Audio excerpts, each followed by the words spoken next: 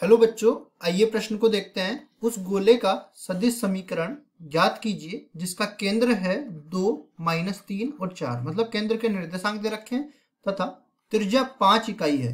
प्रश्न को हल करने से पहले इसकी मुख्य अवधारणा के बारे में चर्चा कर लेते हैं।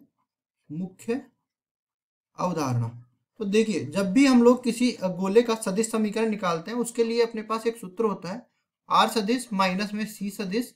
इस पूरे का परिमाण, इस पूरे के परिमाण का वर्ग, और यहाँ से आ जाता है ए स्क्वायर। अब देखो, यहाँ से हम लोग बताते हैं आर सदिश तो किसी अज्ञात सदिश को व्यक्त करता है जो इस तरह से आ जाता है एक्स आई के प्लस वाई जे के प्लस जेड के। ये जो अपने पास सी आ जाता है, यहाँ पे लिख भी देते हैं, देखो अज्ञात सदिश।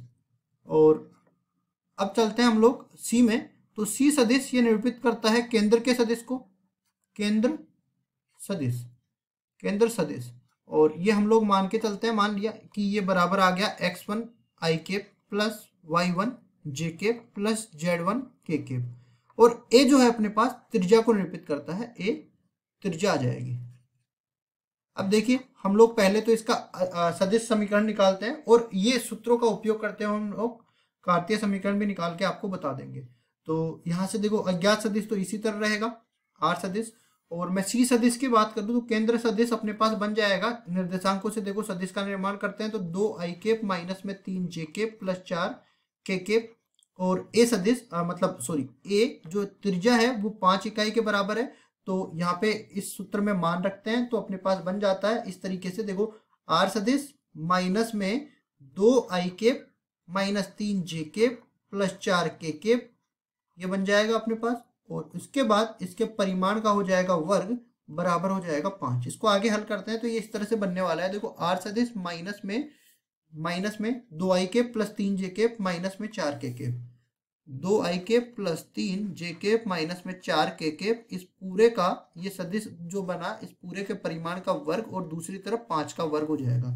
इधर भी मैंने 5 का वर्ग नहीं किया तो 5 का वर्ग इधर भी कर देते हैं। अब देखिए, ये तो आ गया अपने पास सदिश समीकरण। इसको लिख देते हैं सदिश समीकरण।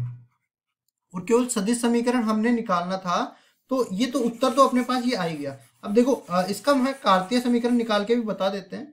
तो कार्तीय समीकरण में क्या होता है, जो हमने कहा कि जो अज्ञात सदिश है उसको हमने परिभाषित कर दिया एक्स आई के प्लस वाई जे के प्लस जेड के से।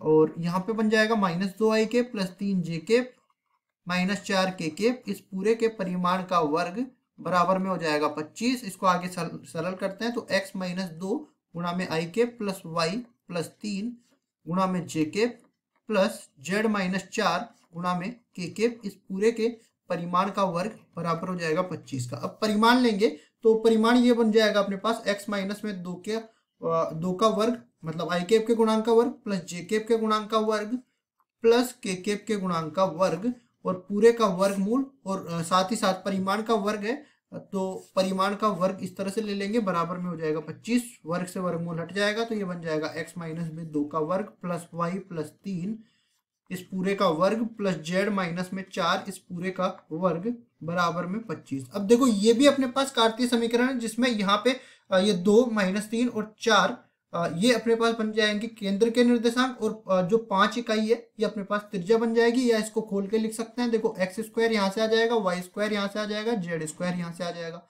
और ये बन जाएगा माइनस में 4x, ये बन जाएगा प्लस में 6y, यहाँ से बन जाएगा माइनस में 8z, यहाँ 4 9 4 13 और 16, ये कितना बन जाएगा 29 में से 25 जाएगा तो ये बन जाएगा 4, बराबर में हो जाएगा 0। ये दोनों अपने पास कार्तीय रूप में किसी गोले के समीकरण को प्रदर्शित कर सकते हैं। तो हमें केवल सदिश रूप में समीकरण निकालना था, तो ये वाला हमारा उत्तर हो जाएगा। आशा करता हूँ ये सवाल आपको समझ में आया होगा। धन्यवाद।